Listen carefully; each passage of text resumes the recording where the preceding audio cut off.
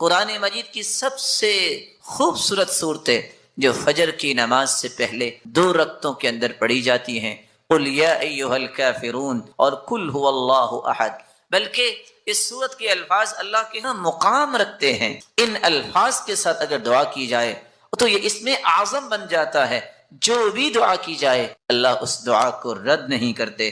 رسول اللہ صلی اللہ علیہ وسلم کے صحابی بیان کرتے ہیں، میں رسول اللہ صلی اللہ علیہ وسلم کے ساتھ مسجد میں داخل ہوا، ایک شخص نماز پڑھ رہا تھا اور دعا کر رہا تھا، اللہم انی اسألک بأنی اشہد ان لا الہ الا انت الاحد الصمد الذي لم يلد ولم يولد ولم يكن له كفوا احد۔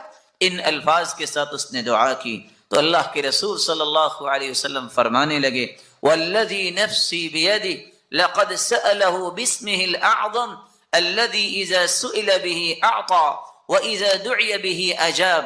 اس ذات کی قسم جس کے ہاتھ میں میری جان ہے، اس شخص نے اسم اعظم کے ساتھ دعا کی، اور جو ان کلمات کے ساتھ دعا کرتا ہے، جو بھی سوال کرتا ہے اللہ رب العزت اسے عطا کر دیتے ہیں، جو بھی دعا کرتا ہے اللہ رب العزت اس کی دعا کو قبول فرماتے ہیں۔ بلکہ رسول اللہ صلی اللہ علیہ وسلم نے فرمایا، جو سورۃ الاخلاص کی تلاوت کرتا ہے اللہ رب العزت اس کے گناہوں کو بھی معاف فرما دیتے ہیں۔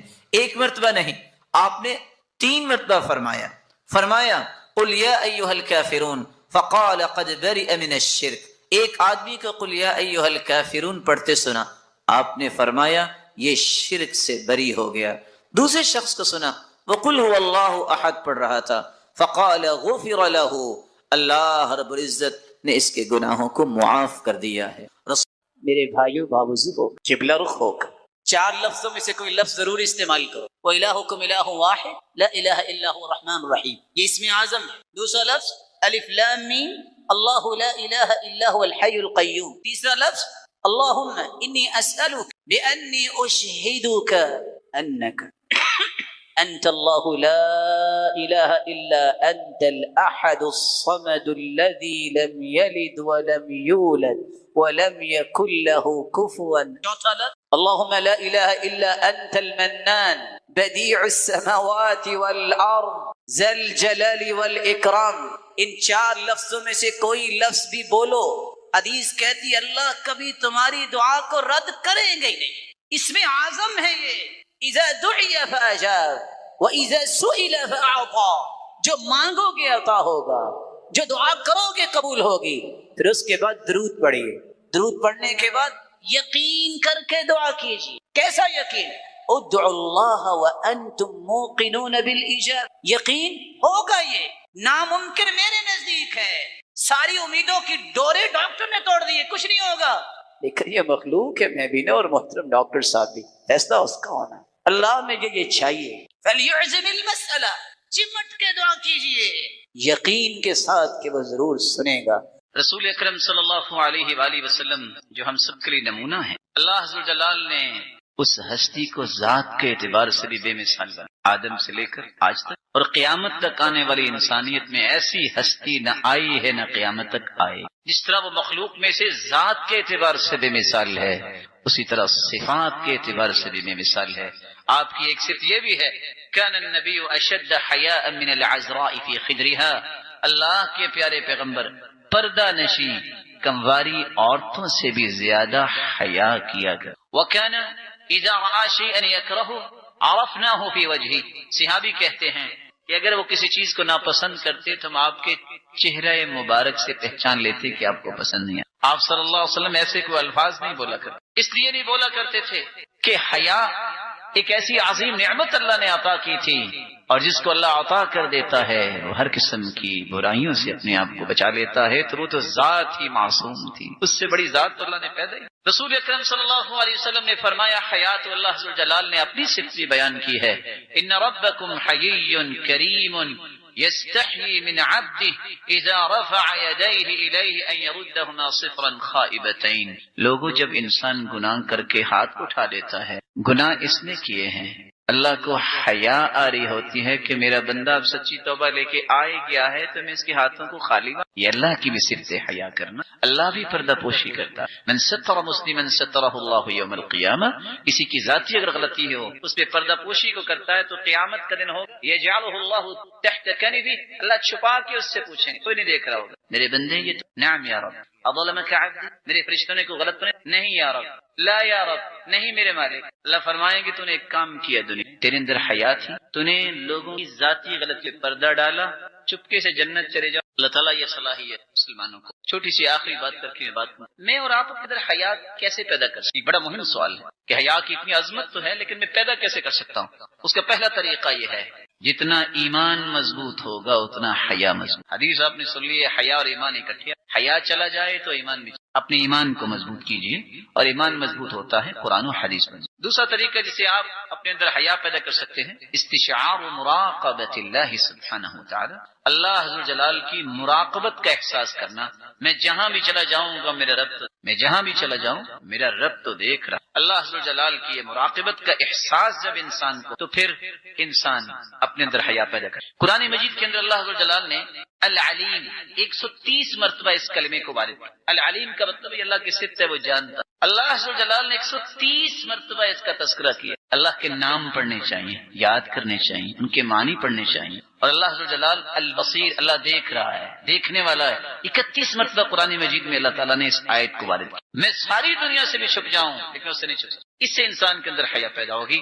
اور ویسے بھی حدیث میں آتا ہے جو 99 نام یاد کر لیتا ہے اللہ تعالیٰ اس کے بدلے اسے جنت. آپ کیا سمجھتے ہیں کہ ایک انسان غموں سے ٹوٹ چکا مصیبتوں سے چور ہو چکا گردن جھک گئی قدم بوجھل ہو گئے سوچ آگے سفر کرنے سے اپنے ہاتھ کھڑی کر چکی. علاج کیا ہے؟ انزائٹی ہے ڈپریشن ہے نہ جانے کون کون سی بیماریوں نے گھیر رکھا ہے. ڈاکٹر کہتے ہیں لا علاج ہے. زبان سے یہ الفاظ ادا کرو اللہم انی عبدک وابن عبدک وابن امتک ناصیتی بیدک ماض فی حکمک عدل فی قضاؤک اسألک بکل اسم هو لک سمیت به نفسک او انزلته فی کتابک او علمته احدا من خلقک او استأثرت به في علم الغيب عندك ان تجعل القرآن العظيم ربيع قلبي ونور صدري وجلاء حزني وذهاب همي وغمي. اتنے الفاظ انسان پڑھ لے دنیا جہان کے غم اس کے سر پہ سوار ہیں اللہ سارے اتار دیتے ہیں اور اس کے دل کو قرآن مجید کو اس کے لیے بہار بنا دیتے. ساتھی صحابہ نے پوچھا اللہ کے رسول یہ ہم سیکھ نہ لیں؟ اور ساتھ کیا فرمایا وَأَبْدَلَهُ مَكَانَهُ فَرَجًا. دنیا کی ہر مشکل کی جگہ اللہ آسانی لے آتے ہیں. فرمایا جو بھی سنے نا اس کو یاد کرنا چاہیے. رسول اکرم صلی اللہ علیہ وآلہ وسلم نے صحابہ کرام کو جو اس زاویے میں رہنمائی اور تربیت دی ہے وہ میرے اور آپ کے لیے بہت ضروری ہے. مجھے اور آپ کو یہ سمجھنا چاہیے کہ بیماری یا انسان کو کوئی دکھ اور غم آتا ہے اس کا مقصد کیا ہوتا ہے. اللہ عز و جلال اپنے بندوں سے اس قدر محبت کرتے ہیں کہ جو اللہ عز و جلال کے دین کو ماننے والے ہیں اللہ عز و جلال انہیں تنبیہ کرتے ہیں کہ ابھی ضرورت ہے کہ تم اپنے رب کی نعمتوں کا اور شکر ادا کرو. ضرورت ہے کہ تم اللہ عز و جلال کے دین کی سربلندی کے لیے اور صلاحیتیں لگاؤ. اس لیے اللہ عز و جلال فرماتے ہیں وَلَنَبْلُوَنَّكُمْ بِشَيْءٍ مِّنَ الْخَوْفِ وَالْجُوعِ وَنَقْصٍ مِّنَ الْأَمْوَالِ وَالْأَنفُسِ وَالثَّمَرَاتِ وَبَشِّرِ الصَّابِرِينَ. ہم تمہیں آزمائیں گے کبھی خوف دے کر کبھی بھوک دے کر کبھی تمہارے مال و دولت میں کمی کر کے کبھی تمہاری افرادی قوت میں کمی کر کے کبھی پھلوں میں کمی کر کے لیکن یہ ایک آزمائش ہی ہوگی. وہاں خوشخبری بھی سنا دیجیے ان ساری آزمائشوں کے باوجود بہادری کے ساتھ خاموشی کے ساتھ وہ وقت گزارتا ہے. اللہ عز و جلال نے اس کے لیے بہت ساری خوشخبریاں رکھی. وَبَلَوْنَاهُمْ بِالْحَسَنَاتِ وَالسَّيِّئَاتِ لَعَلَّهُمْ يَرْجِعُونَ. اللہ عز و جلال فرماتے ہیں ہم نیکیوں کے ساتھ بھی آزماتے ہیں برائیوں کے ساتھ بھی. اور مقصد کیا ہوتا ہے؟ پلٹ آؤ آ جاؤ پلٹ کے اپنے رب کی طرف. رسول اکرم صلی اللہ علیہ وآلہ وسلم نے ایک دوسرا سبب بھی بیان کیا ہے. یہ حکمت اور مقصد ہے. ما یصیب المسلم من نصب ولا وصب ولا هم ولا حزن ولا أذى ولا غم حتى الشوكة يشاكها إلا كفر الله بها من خطاياه ولا سقم. انسان کو کوئی بھی بیماری لاحق ہو، غم لاحق ہو، فکر لاحق ہو، کوئی تکلیف پہنچے یا اس کے پاؤں میں کانٹا چھپ جائے، اگر اس پر بھی صبر کرتا ہے تو رب تعالیٰ اس کے گناہوں کا اس بیماری اور تکلیف کو کفارہ بنا دے. رسول اللہ صلی اللہ علیہ وآلہ وسلم نے ایک تیسری حکمت بیان کی ہے. سنن نبی داود کی روایت ہے، ان العبد اذا سبقت له من الله المنزلة لم يبلغها بعمله ابتلاه الله في جسده او في ماله او في ولده ثم صبره على ذلك حتى يبلغه المنزلة التي سبقت له من الله سبحانه وتعالى. اللہ ذوالجلال جب اپنے کسی بھی بندے کو ایک بلند مقام عطا کرنا چاہتے ہیں اور اللہ نے لکھ دیا کہ اس کو بلند مقام نصیب ہوگا، ثم لم يبلغها بعمله، لیکن اس کے عمل میں کوتاہی ہوتی ہے، اتنے اعمال نہیں کرتا جتنے اعمال اسے کرنے چاہیے. ابتلاه الله في جسدی او فی مالی او فی ولد. تو تین طرح کی آزمائشیں اللہ جلال دیتے ہیں. اس کے جسم میں کوئی پریشانی آ جاتی ہے، اس کو مالی پریشانی کا سامنا ہوتا ہے، اس کو اولاد کی پریشانی کا سامنا ہوتا ہے. ثم صبرہ علی ذلک، اس کو کوئی معمولی سی بیماری بھی آئے اس پہ بھی وہ صبر کرتا ہے، مالی پریشانی آئے اس پہ بھی صبر کرتا ہے، اور اپنی اولاد کی پریشانی پر بھی صبر کی توفیق اللہ جلال اسے عطا کرتے ہیں. کب تک؟ حتى يبلغه المنزلة التي سبقت له من الله سبحانه وتعالى، یہاں تک کہ اللہ جلال اس بلند درجے اور مقام تک اسے پہنچا دیتے ہیں اس صبر کی وجہ سے. یہاں یہ دوسری بات بھی سمجھنا ضروری ہے، جہاں اللہ جلال نے کسی بھی بیماری میں حکمتیں رکھی ہیں وہاں مومن کی بیماری کے ایک نہیں 10 فوائد ہیں. سب سے پہلا فائدہ یہ ہے، من يريد الله به خيرا يصب منه.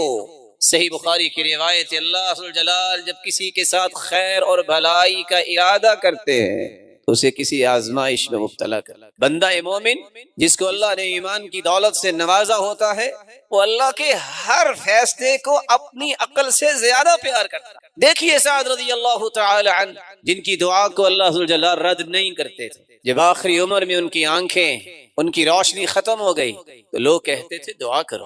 وہ کہتے تھے قدر اللہ خیر من بصری، میرے رب کا فیصلہ مجھے میری آنکھوں سے زیادہ اچھا لگتا. رسول اللہ صلی اللہ علیہ وآلہ وسلم نے اس لیے فرمایا کہ جب انسان کے ساتھ اللہ جلال خیر اور بھلائی کا ارادہ کرتے ہیں تو پھر اسے کوئی چھوٹی آزمائش میں مبتلا کرتے ہیں، اور یہ اللہ جلال کی محبت کا ایک اظہار ہے کہ اللہ جلال اس سے پیار کرتے ہیں اور اسے اپنے اور قریب کرنا چاہتے ہیں. اللہ جلال کی محبت کی نشانی ہے، ان اللہ اذا احب قوما ابتلاهم، اللہ جس قوم سے محبت کرتے ہیں انہیں آزماتے ہیں.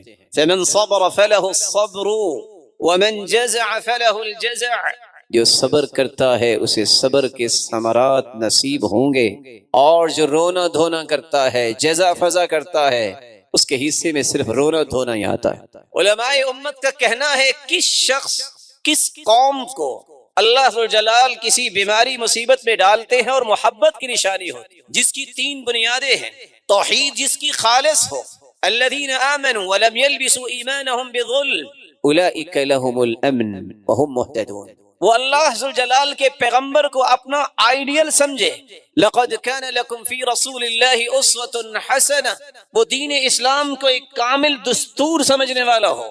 ان الدین عند اللہ الاسلام، تو جس کی اللہ ذوالجلال نے توحید کو خالص رکھا ہو، جس نے اپنا آئیڈیل رول ماڈل محمد مصطفیٰ کو بنایا ہو، جو اسلام کو اپنے لیے مکمل اور کامل دستور سمجھتا ہو اور عمل کرتا ہو، ایسے انسان کی دکھ اور بیماری کو اللہ جلال نعمت بناتے ہیں. مت سمجھیے گا کہ اگر کافر بیمار ہو تو یہ بھی اللہ کی محبت کی نشانی ہے، نہیں، یہ صرف ان لوگوں کے لیے ہے جن کو اللہ جلال نے ایمان کی دولت سے نواز رکھا ہے. جس طرح کافر بڑی سے بڑی نیکی کرتا ہے اس کو اس کا قیامت کو اجر نہیں ملے گا کیونکہ وہ مومن نہیں ہے. اسی طرح کسی بھی مصیبت کا سامنا اگر کافر کو کرنا پڑتا ہے تو اس کے گناہوں کا کفارہ نہیں ہوگا کیونکہ وہ مومن نہیں ہے. یہ ایمان اللہ جلال نے اتنی بڑی نعمت بنائی ہے سیدنا صہیب رضی اللہ تعالی عنہ بیان کرتے ہیں عجبا لامر المؤمن، رسول اللہ صلی اللہ علیہ وسلم نے فرمایا مومن کا ہر کام ہی کتنا عجیب ہے، ان اصابته سراء شکر فکان خیرا لہ، اگر اسے کوئی خوشی نصیب ہو تو شکر کرتا ہے، یہ بھی اس کے لیے بہتر ہے، وَإِنْ أَصَابَتْهُ ضَرَّاءُ صَبَرَ فَكَانَ خَيْرًا لَهُ، اگر اسے کوئی مصیبت آتی ہے اس پہ صبر کرتا ہے تو یہ بھی اس کے لیے بہتر ہے۔ اور اللہ کے رسول صلی اللہ علیہ وسلم نے آخر میں فرمایا وَذَلِكَ لِلْمُؤْمِنِ، یہ امتیاز صرف مومن بندے کا ہے، کافر کو یہ نصیب نہیں ہوتا، منافق جو عقیدے کا اس کو نصیب نہیں ہوتا، یہ ایمان کی وجہ سے اللہ ذوالجلال نے اس کے لیے انعامات کی بارش کر رکھی۔ رسول اللہ صلی اللہ علیہ وآلہ وسلم نے ایک تیسرا فائدہ بیان کیا ہے، آپ صلی اللہ علیہ وسلم نے فرمایا جب ان سے سوال کیا گیا ای الناس اشد بلاء، سب سے زیادہ آزمائشوں کا سامنا کن کو کرنا پڑتا ہے؟ قال الانبیاء ثم الامثل فالامثل، سب سے زیادہ آزمائشیں انبیاء پہ آئی، پھر جو انبیاء کے مشن کے زیادہ قریب ہوتا ہے۔ یبتلی الرجل علی حسب دینہ، ایک آدمی کو اس کے دین کے اعتبار سے ہی آزمایا جاتا ہے۔ ان کان صلب الدین اشتد بلاؤہ، دین میں جتنا مضبوط ہوگا اتنی زیادہ آزمائشوں کا سامنا ہوگا۔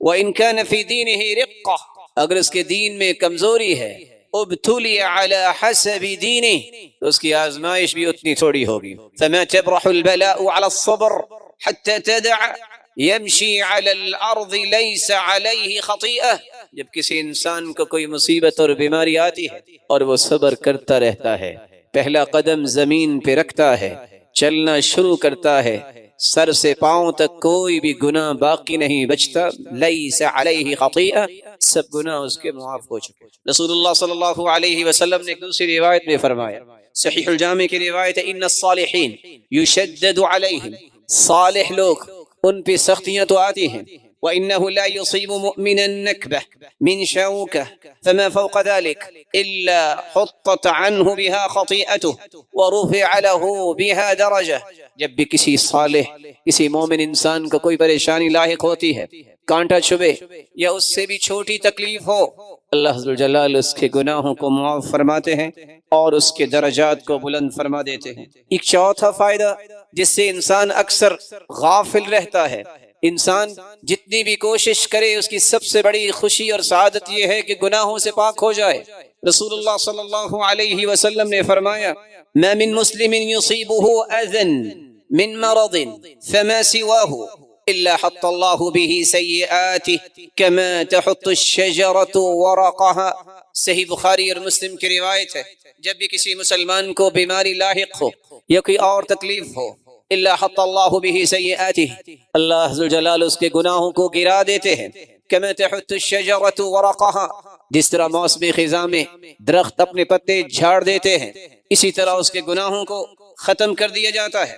رسول اللہ صلی اللہ علیہ وسلم کے پاس صحابی عبداللہ ابن مسعود رضی اللہ تعالی عنہ تشریف لاتے ہیں، صحیح بخاری اور مسلم کی روایت ہے، فرماتے ہیں وَهُوَ يُوعَكَ، اللہ کے رسول صلی اللہ علیہ وسلم بخار کی حالت میں ہیں، فَمَسَسْتُهُ بِيَدِي، میں نے اپنے ہاتھ سے آپ کا جسد اطہر اس کو چھوہا، پھر میں کہنے لگا إِنَّكَ لَتُوعَكُ وَعْكًا شَدِيدًا، اللہ کے رسول آپ تو سخت بخار میں مبتلا ہیں۔ فقال النبی صلی اللہ علیہ وسلم اجل، آپ نے فرمایا جی ہاں، انی اوعک کما یوعک رجلان منکم، تم میں سے اگر کسی دو صحابیوں کو بخار ہو تو مجھے اس کے برابر ایک کو بخار ہوتا ہے، آپ کا بخار دو لوگوں کے برابر۔ پھر آپ صلی اللہ علیہ وسلم کو میں نے کہا فقلت ذلك لأن لك اجرین، اللہ نے آپ کے لیے اجر بھی تو دگنا رکھا ہے۔ فقال اجل، کیوں نہیں؟ رسول اللہ صلی اللہ علیہ وسلم نے ایک تیسری روایت میں فرمایا عظم الاجر عند عظم المصیبہ، جتنی مصیبت بڑی ہوگی اجر بھی زیادہ ہوگا۔ وَإِذَا أَحَبَّ اللَّهُ قَوْمًا ابْتَلَاهُمْ، اللہ عز و جلال جب کسی کو پسند کرتے ہیں تو اسے آزمائش میں ڈالتے ہیں۔ رسول اللہ صلی اللہ علیہ وسلم نے ساتھ خوشخبری بھی سنائی، صحت مند حالت، صحت مند کی جو حالت ہوتی ہے بس اوقات نماز چھوڑ دیتا ہے، بس اوقات سستی کرتا ہے، بس اوقات پوری نماز نہیں پڑھتا، بس اوقات دل لگا کے نماز نہیں پڑھتا، لیکن خوش نصیب ہے وہ جو صحت کی حالت میں پوری نماز پڑھتا ہے، دل لگا کے پڑھتا ہے، پھر بیمار ہو جاتا ہے، بیماری کی حالت میں وہ خشوع نہیں رہتا، وہ خضوع نہیں رہتا، لیکن اللہ ذو الجلال بسا اوقات وہ کھڑا ہو کے نماز بھی نہیں پڑھتا، بسا اوقات بیٹھ کے بھی نماز نہیں پڑھ سکتا، بسا اوقات لیٹ کر بھی نماز پڑھنے میں دشواری ہوتی، اشارے سے نماز پڑھتا ہے۔ خوشخبری سنا دی، اذا مرض العبد او سافر كتب له بمثل ما كان يعمل مقيما صحيحا۔ سنن نبی داؤد کی روایت ہے اور صحیح بخاری کی روایت ہے، جو انسان صحت کی حالت میں اچھی نماز پڑھتا ہے پھر وہ بیمار ہو جاتا ہے تو پھر جیسی بھی نماز پڑھتا ہے اللہ ذوالجلال فرماتے ہیں اس کی نماز کا اجر وہ لکھو جو اس نے صحت کی حالت میں اور اپنے سفر کی حالت میں نہیں، حضر کی حالت میں اچھی نماز پڑھی۔ یہ انعام ہے اللہ ذوالجلال کی طرف سے۔ بلکہ شداد ابن اوس رضی اللہ تعالی عنہ روایت کرتے ہیں اور سنابحی رضی اللہ تعالی عنہ روایت کرتے ہیں، یہ دونوں صحابی ایک صحابی کی عیادت کرنے گئے، کہنے لگے کیف اصبحت، سناؤ کیا حال ہے؟ قال اصبحت بنعمہ، میں نے اللہ ذوالجلال کی نعمت کو پایا ہے، اصبحت بنعمہ، اللہ کی نعمت ہے، اس کا فضل اور عنایت ہے۔ قال شداد، تو شداد صحابی بیان کرنے لگے ابشر بکفارات السیئات، خوش ہو جاؤ گناہوں کا کفارہ بن گیا، وحط الخطایا، گناہوں کی معافی کے اس مرحلے میں خوش ہو جاؤ۔ فإنی سمعت رسول اللہ صلی اللہ علیہ وسلم، میں نے اللہ کے رسول صلی اللہ علیہ وسلم سے سنا تھا، ان اللہ عز وجل یقول، اللہ ذو الجلال فرماتے ہیں اذا انا ابتلیت عبدا من عبادی مؤمنا، جب میں کسی مومن بندے کو آزمائش میں ڈالتا ہوں، فحمدنی علی ما ابتلیتہ، اور وہ پھر بھی میری تعریف ہی کرتا ہے، الحمدللہ کہتا ہے، العافیہ کہتا ہے، شکر بجا لاتا ہے، حالانکہ میں نے اسے آزمائش میں ڈالا ہے، فاجروا له ما كنتم تجرون له وهو صحیح، میرے فرشتوں انا قیدت عبدی، میں نے ہی یہ بیماری کی زنجیریں ڈالی ہیں، لیکن سنو جو پہلے عمل کر رہا تھا، جو اجر اس وقت لکھتے تھے اب بھی اجر وہی لکھنا ہے جو تم پہلے لکھا کرتے تھے۔ بلکہ رسول اللہ صلی اللہ علیہ وسلم نے تو یہاں تک خوشخبری سنائی بیماری کی حالت میں انسان کے درجات کس قدر بلند ہوتے ہیں۔ صحیح مسلم کی روایت